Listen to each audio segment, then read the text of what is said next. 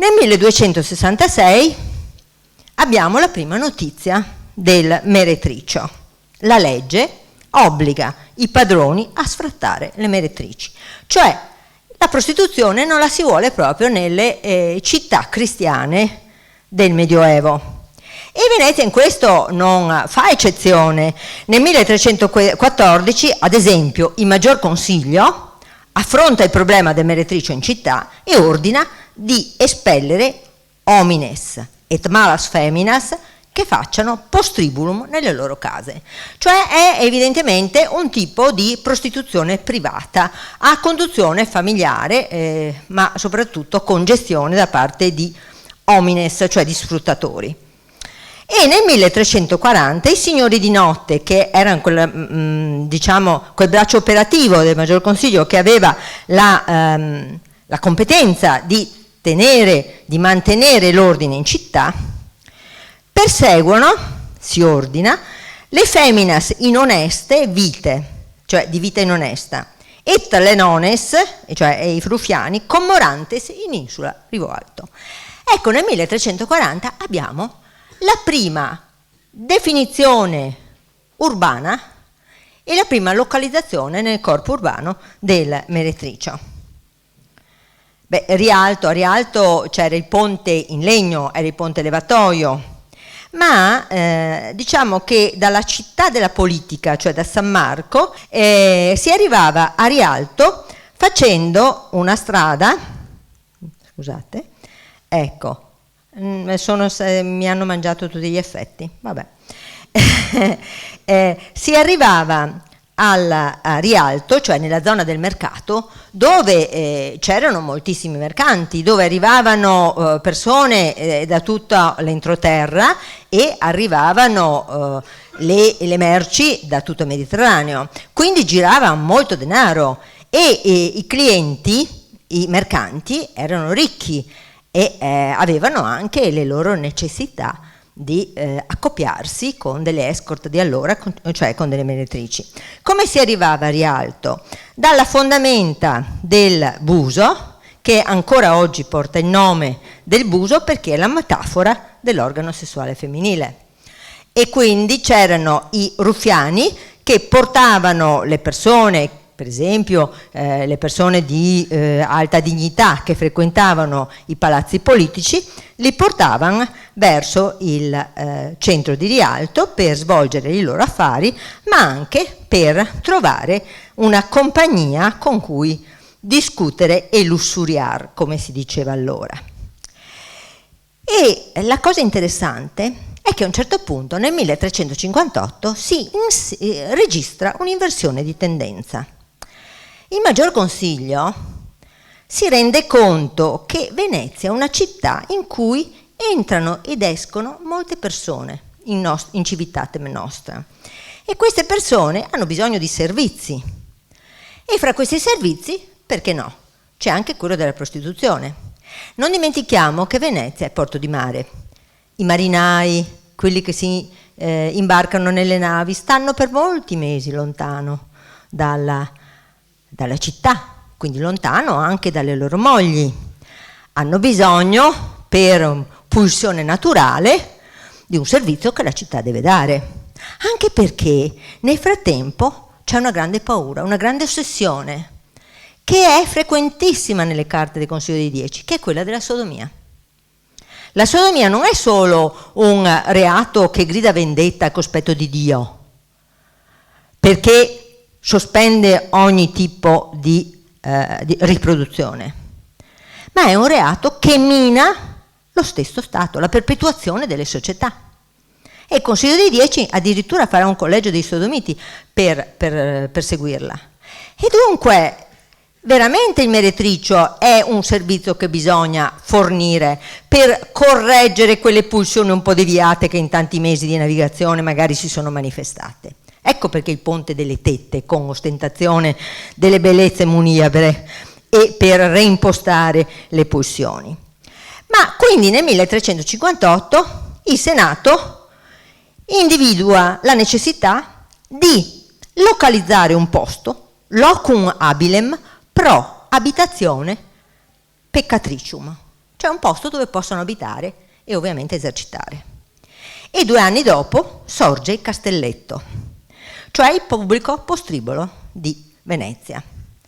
Questa è la data di nascita della professionalizzazione del meretricio, della municipalizzazione del meretricio.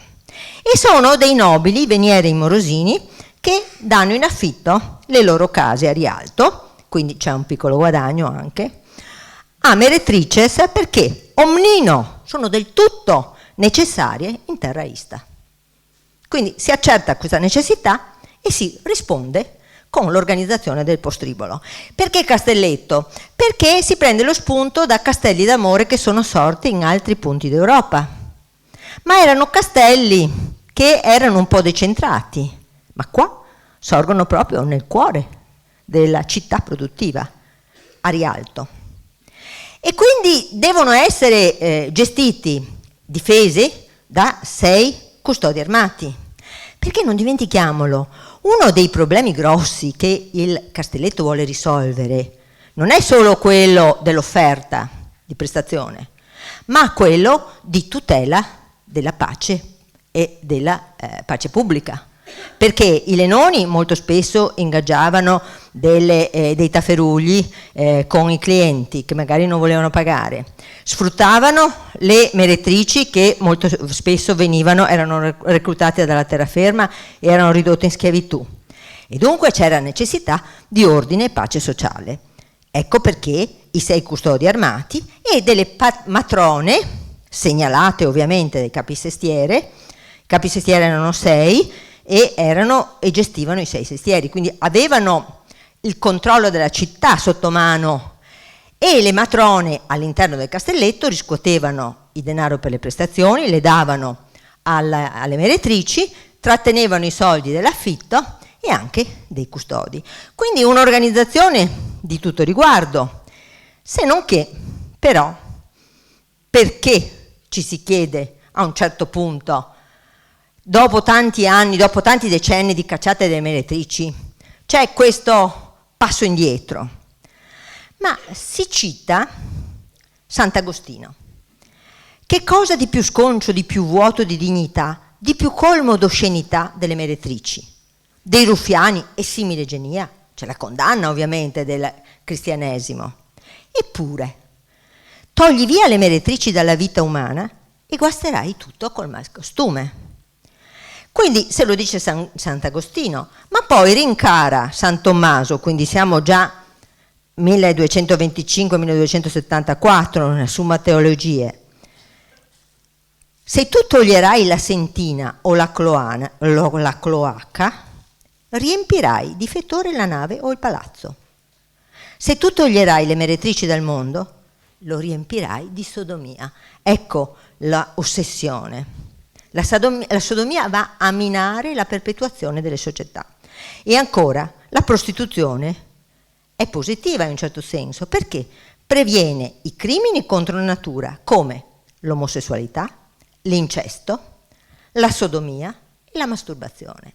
Dunque, male minore e mezzo gaudio direi per tutta l'Europa, perché questo fenomeno si manifesta in tutta Europa. Noi abbiamo nel 1347 il Castello d'Amore d'Avignone, un Château Vert a Tolosa. Perché li chiamano castelli? Perché lì avevano la discrezione di farli un po' fuori, nella campagna. Oppure Château Gaillard a Tarascone in Provenza, che risulta già attivo nel 1374. E poi nelle città italiane, come vi dicevo, è una vera e propria municipalizzata. Tra il 1350 e il 1450, cioè in questo secolo, nelle città italiane, ovviamente di un certo rilievo, non quelle provinciali in cui prevale la condanna morale, sorgono invece dei pubblici postriboli: Lucca, Pisa, Pavia, Mantova, Perugia, più periferici a Torino, sono più montanari.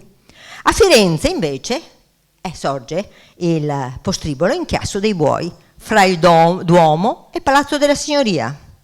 A Roma e a Napoli nelle zone più popolose e centrali della città. Perché questo? Noi ci chiediamo, ma come mai diventano tutti lussuriosi tutti in un momento e i comuni veneziani, veneziano e le città italiane si mettono a gestire questi postriboli? È successo qualche cosa di molto grave, la Grande Peste del 1348, e la Grande Peste ha insegnato a temere la morte e a cercare di reagire con la pulsione verso la vita. Basterà guardare in chiave diversa un capolavoro che noi tutti conosciamo, che è il Decameron, per vedere che fra la cornice e le novelle c'è proprio questo fenomeno che poi, mutatis mutandis, se vediamo nelle città italiane, ci spiega molti di queste inversioni morali. Nel Decameron la cornice spiega la morte e la tragedia che c'è a Firenze, e invece spiega poi questi 10 ragazzi che scappano in un'atmosfera campestre, 7 ragazze e 3 ragazzi, non sto a indugiare perché è talmente ovvio, l'abbiamo studiato tutti a scuola, ma che si rifugiano nella narrazione. E che narrazione è? Narrazione della vita. Non sono i racconti di come c'erano prima i fabliaux, le storie edificanti dei santi, dei cavalieri, eccetera. Sono racconti di gente comune che con l'intelligenza, con l'astuzia, con la furbizia, con la beffa vivono, e vivono anche l'amore. Boccaccio scopre quella che è la dimensione fisica dell'amore, che non è più solo l'amor cortese. E quindi, ritornando a Venezia, ma volete che non lo scoprano qui, attraverso la fondamenta del Buso, portando poi tutti questi stranieri, ma anche cittadini, i patrizi, sono anche grandi frequentatori dei postriboli veneziani. Eccola qua la fondamenta del Buso, dov'è? È ancora, voi la vedete, è ancora rimasta lì. E poi si arriva nel cuore del castelletto. Oggi non possiamo ricostruire le caratteristiche delle case del castelletto, anche perché dal 1360 poi sono state fatte delle riedificazioni, delle modifiche urbanistiche, ma ci resta nella toponomastica la memoria della funzione, Ponte delle Tette, perché in effetti si affacciavano le cortigiane, le prostitute anzi, con i seni scoperti e erano vicino a sottoporteghi, luoghi oscuri. Nel castelletto vigeva la legge che le prostitute dovessero restare all'interno, avevano i piani terra dove esercitavano e in più potevano aggirarsi per le calli circostanti per adescare i loro clienti. Non potevano però allontanarsi dal castelletto se non di sabato.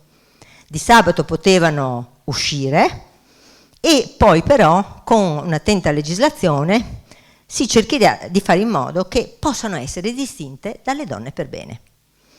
Questa è una preoccupazione costante.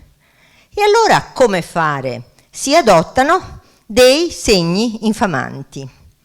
Ma andiamo avanti con l'organizzazione del castelletto. Il castelletto a un certo punto diventa molto piccolo, perché queste prostitute fanno i loro lavori con prezzi calmierati, ma viene loro concesso che possano pernottare nelle taverne. Le taverne sono molte, quindi creano un indotto economico non da poco. Però decidono, e qui c'è una legislazione serrata, decidono che non possono bere, ad esempio, no? Anche per motivi poi fiscali, perché devono distinguere quelli che vendono il vino da quelli che affittano le camere e così via. E infatti questo, vedete, Ponte della Furatola, perché le furatole erano i posti dove, scuri da furus, dove potevano andare a mangiare più che altro, più che bere, perché a bere si andava invece nei bastioni. Ma nelle taverne i foresti potevano appunto anche mangiare e bere. Ecco perché tutta questa attenta legislazione, le meretrici possono dormire ma non possono mangiare, poi invece possono restare. Ma il problema grosso qual era? Era che quando loro uscivano si indebitavano e dunque erano ridotte in servitù, perché indebitandosi poi chi prestava loro i denari le minacciava di farle condannare per debiti, che allora era un reato, e dunque loro dovevano esercitare e erano soggiogate. Interessante, 1421 il Senato ordina quindi che le meretrici possano dormire nelle taverne, ma non consumano vino. Il giorno dopo ordina che rientrino nel castelletto da Carampani e San Samuele. Allora vuol dire che erano uscite, che c'è stata una diaspora. Molte di loro non volevano esercitare dentro. Alcune si spostano a Carampani, che sono sempre in quella zona di Rialto, ma altre sono addirittura andate a San Samuele. E al Senato questo non va bene. Se io organizzo un meretrice municipalizzato, lì deve essere. Ecco che fa questo ordine, ma questo ordine lo rincara con l'imposizione di un fazzuolo giallo a meretrici ruffiane. Queste persone che esercitavano questo tipo di professione dovevano avere il segno distintivo, che era quindi un colore già usato, attenzione, anche per gli ebrei, una O di panno giallo, che era un marchio infamante.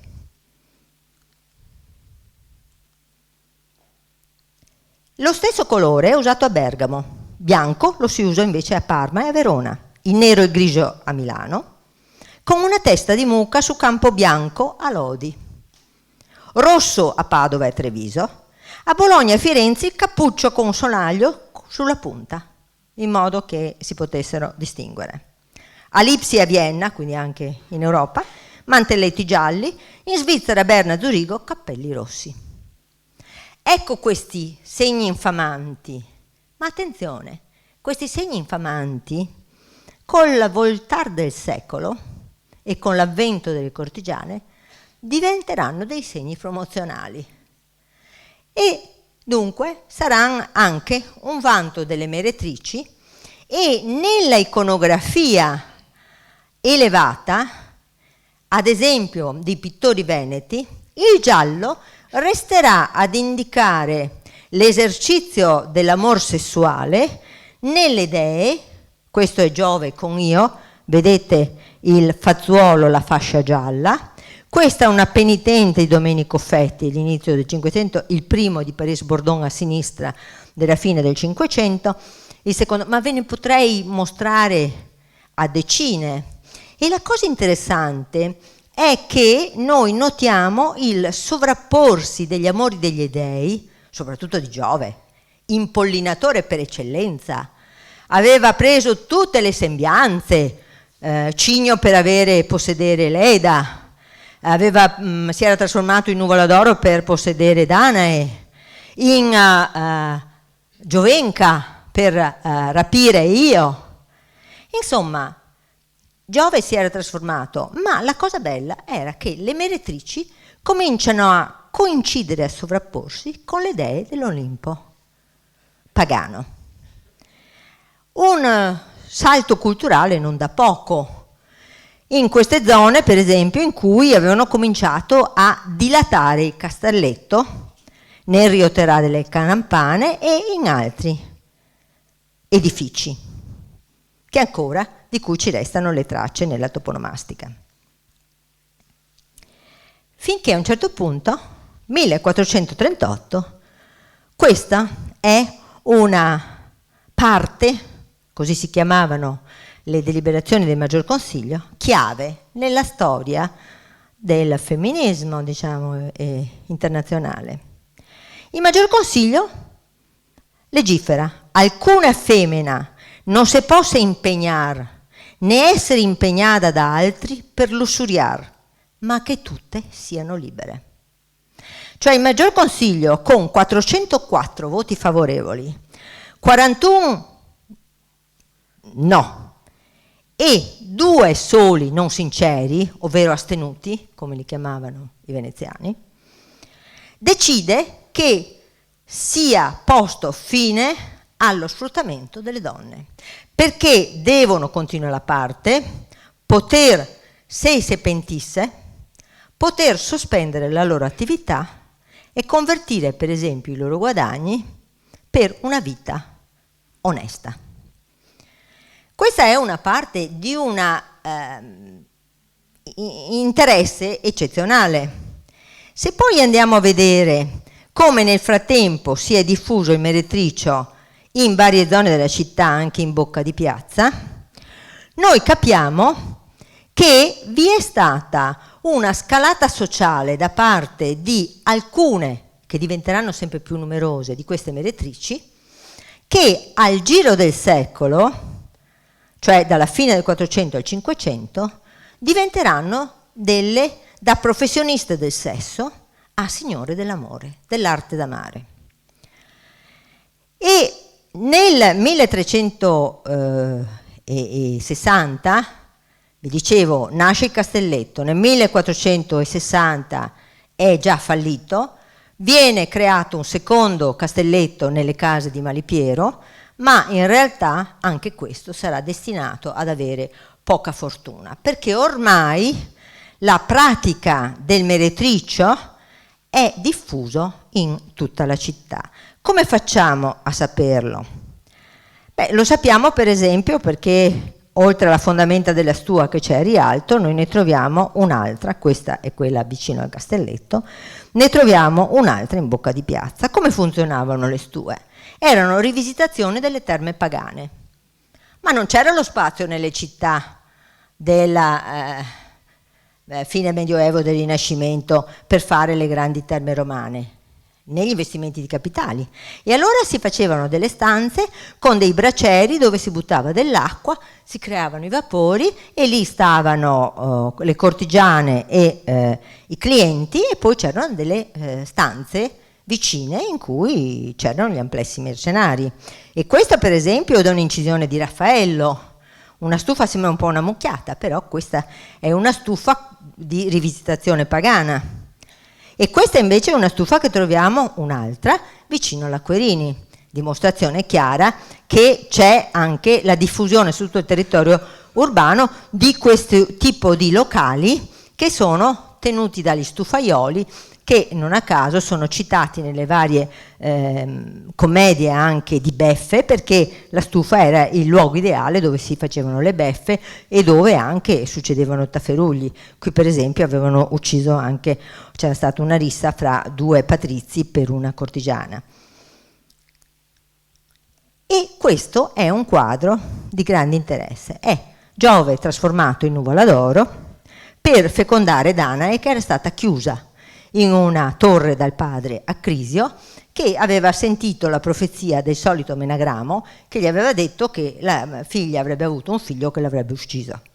Ecco, lui la chiude, Giove passa, la vede, si trasforma in nuvola d'oro e possiede Danae e la metterà incinta. Vedete in questo quadro, quella che è la custode in realtà ha l'aspetto di una mezzana, che avidamente cerca di raccogliere i denari. E non a caso questo è un contesto che deve essere stato ispirato a Tiziano, che è sempre il grande maestro della sensualità, da una delle stufe veneziane, e il viso sembra essere quello di Anzola dal Moro detta la Zaffetta, una delle più seducenti cortigiane veneziane, amata dall'Aretino, ma amata non solo per gli suoi amplessi, ma per la sua compagnia, per la sua conversazione.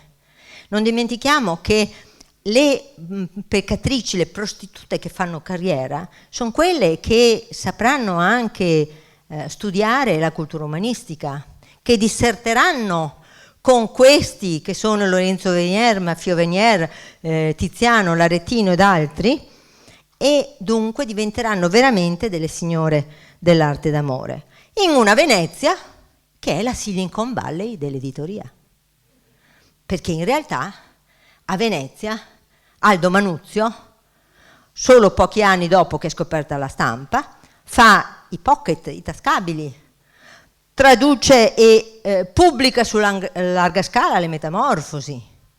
È il libro che promuove più di altri la voluptas, che è il motore dell'universo, la voluttà, la signora degli uomini e di tutte le creature, ma anche degli dei. E è la voluptas che cercano anche nei postriboli, nelle stufe e nelle case, diciamo, private. Quindi vedete, i piani sono paralleli ma si intersecano in una città che è un crogiolo di editoria, di cultura, di mercanzie, di mercati e di mercanti. E questo mercato sicuramente è molto importante. Ma che numero avevano? Che presenza, che tipo di presenza c'era? Pensate, a Roma un censimento registra 6.800 meretrici, pari a 1/10 della popolazione. Qualche anno dopo, nel 1516, saranno 4.900 su 55.000 abitanti. Il che vuol dire che era una professione molto praticata. A Venezia Marin Sanudo azzarda un numero pazzesco. 1509, 11.624, un po' esagerato forse, ma certo erano piuttosto numerose. Ce lo spiega Maffio Venier, un poeta lubrico veneziano, che dice: «Noghese casa che non abbia putane, noghese contrada che per grazia de Dio non andasse parapar coi campane». Quindi in ogni casa c'era questa tendenza. E ancora direi un altro sonetto: non c'è donna da Mario che al lustro di un liron, cioè al lustro di una lira, non dica vieni su caro ben mio, cioè venite dentro. Questa è anche la dimostrazione però di una situazione socio-economica che è molto precaria fra la fine del 400 e gli inizi del 500. Michel de Montaigne, in Viaggio a Venezia, racconta che almeno 150 cortigiane vivevano da principesse in palazzi lussuosi, e Thomas Coiriat nel 1608 indica addirittura 20.000 meretrici, una presenza cospicua. Allora, questi sono numeri che non direbbero nulla, ma possiamo capire alcune cose. C'erano delle prostitute, come quelle che arrivavano a seguito degli eserciti, povere, quasi ridotte in schiavitù. C'erano quelle che erano le ragazze che per le carestie o le epidemie si riversavano nella città a causa delle orde di eserciti che mettevano a ferro e fuoco le campagne. Carlo VIII ne ha parlato prima, Gaetano Tiene, 1494-95, e la battaglia di Fornovo, il diffondersi della sifilide, che non a caso completa con la battaglia di Fornovo la diffusione del mal venereo. Quello che hanno fatto, hanno cominciato negli amplessi amorosi le cortigiane, le prostitute di tutta Italia, lo si completa nel corpo a corpo, nella battaglia fra vincitori e vinti. Si mescola il sangue, si creano le ferite e chi è vincitore torna a casa che è vinto. Non solo, ma torna a casa dalle amorosi mogli che l'aspettano e diffonde la sifilide. Ecco perché un morbo che è infettivo diventa quasi contagioso. Ma ancora, che altre congiunture ci sono? Vi dicevano prima la pandemia di sifilide. È definita mal de Naples dai francesi. L'hanno presa a Napoli, mal francese dagli italiani, tutta colpa di quei mascalzoni che sono scesi, ma mal dei cristiani dagli orientali, mal spagnolo dai portoghesi dagli asiatici, dei turchi dai persiani, dei tedeschi dai polacchi dai moscoviti. Tutti lo attribuiscono al vicino, perché hanno chiaro che le prime comparse, i primi sintomi, sono proprio di uno spruzzissimo mal, come dice il Marin Sanudo quando lo segnala, un mal da sporcaccioni, da gente che va per postriboli. E a parte questo, ci sono altre battaglie qua vicine che colpiscono Venezia, la sconfitta di Agnadello, ma ancora il sacco di Roma, che provoca poi a ricaduta una carestia, col passaggio poi dei lanzichenecchi che hanno messo a sacco Roma, una carestia generalizzata nel 28. E arrivano maree di poveri e di donne e di ragazzi che hanno solo il loro corpo, solo quello possono vendere. E la prostituzione si impenna. E Venezia diventa una delle mete più desiderate, perché alcune delle prostitute fanno carriera, diventano cortigiane e diventano produttrici di linguaggi amorosi, diventano produttrici di poesia, di musica, di cultura, sono rispettate, hanno palazzi, sono mantenute da persone illustri. Ecco la Lozzana andalusa, una Lozzana spagnola che va nei postriboli di Roma e poi finalmente arriva a Venezia. E questo autore racconta la storia di questa prostituta spagnola che arriva a Venezia, guardate che bello, è il cavallo veneziano, la gondola. E lì c'è tutta la descrizione e c'è anche la descrizione del modo per curare, fra virgolette, il morbo gallico, cioè con il legno guaiaco. Sono dei modi, non sto adesso a parlarvene, con il mercurio o con il legno santo, che è un legno importato dalle Americhe, che sono più dannosi che altro, però nel concetto dell'epoca della purificazione del corpo, siccome il legno santo fa sudare e fa anche è diuretico, quindi si ha l'impressione che purifichi.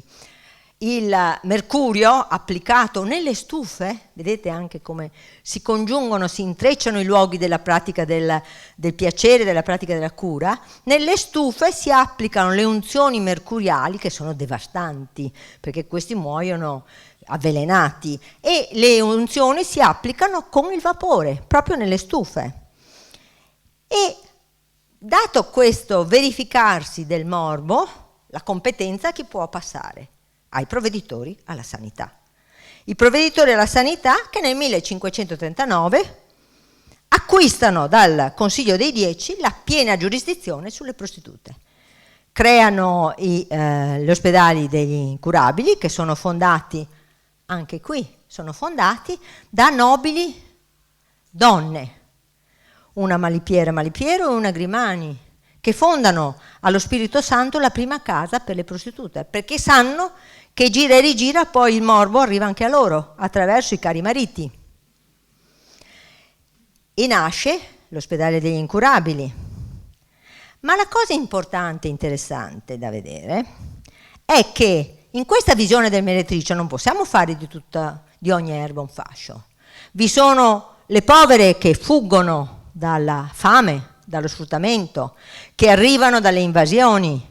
Vi sono quelle che fanno carriera, ma vi è una differenza fondamentale che noi notiamo nelle carte dell'Archivio di Stato, cioè le prostitute oneste, le cortigiane oneste, prostitute oneste, che sono quelle del luogo, quelle che hanno un domicilio, che hanno Piesa, cioè la mezzana e la madre, il padre e il fruttariol de fronte. Guardate questo è un elenco stampato nel 1566 delle cortigiane, delle meretrici. Erano degli elenchi promozionali per i turisti. Infatti alla fine dicono, se poi dopo tutti volete, perché ci sono tutte le tabelle, tutti i prezzi, addirittura Veronica Franco a Santa Maria Formosa, Piezza, Somare, ha una quotazione bassissima, quindi doveva essere l'inizio di carriera, perché dopo invece sarà una donna cioè cui aspirano addirittura i signori potenti della terra. Però c'è questo tipo di differenza. Le cortigiane oneste sono quelle che hanno radici, che sono inserite e che quindi danno delle garanzie.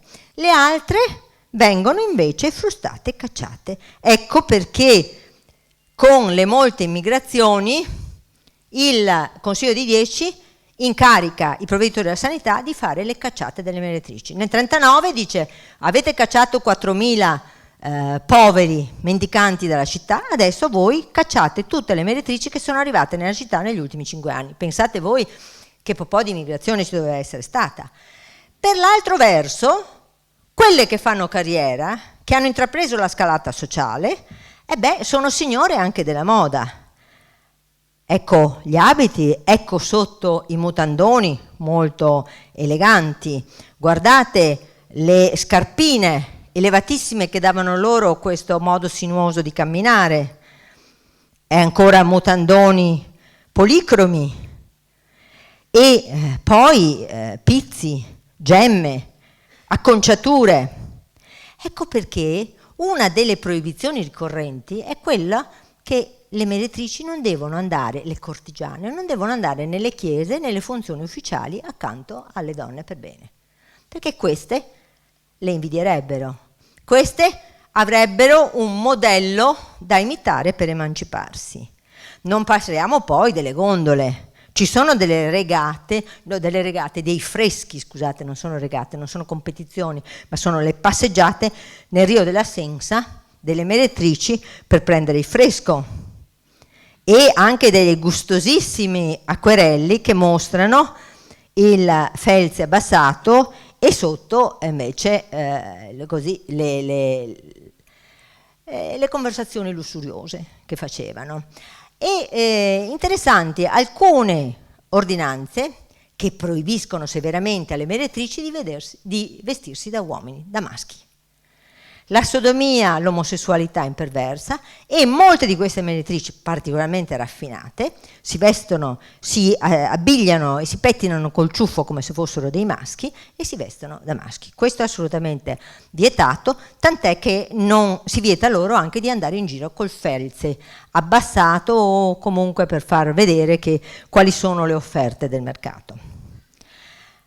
Per concludere le ultime immagini, a Palazzo Ducale, Andrea Vicentino, quando rappresenta l'arrivo di Enrico III, che viene accolto al Doge nel 1574 al Lido, Enrico III andrà a cingere la corona di Francia e guardate, di dietro c'è Veronica Franco, che lo accoglie, non solo, ma la sera lo ospita nella sua casa.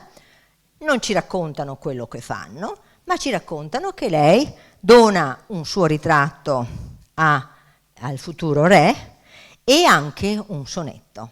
Non si sa che cosa il futuro re gli abbia dato.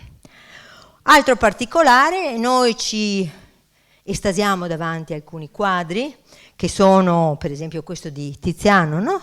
L'amor sacro, l'amor profano, non sappiamo cosa significa. Guardate il volto. Quel bel volto è di Angela Zaffetta, Angela Dal Moro, detta la Zaffetta, la prostituta tanto amata da Tiziano e da Aretino, per non dire poi da altri patrizi. E queste signore dell'amore riescono anche a diventare produttrici di linguaggi poetici, artistici e musicali.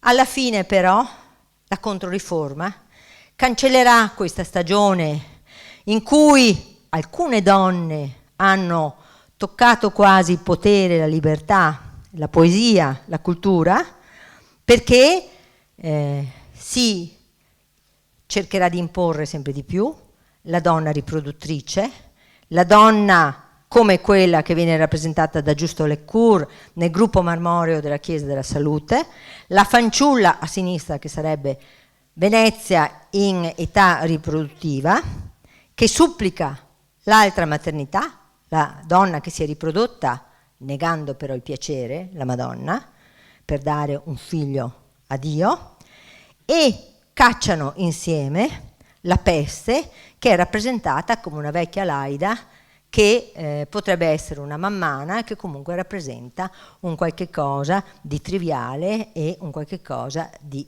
sessuale.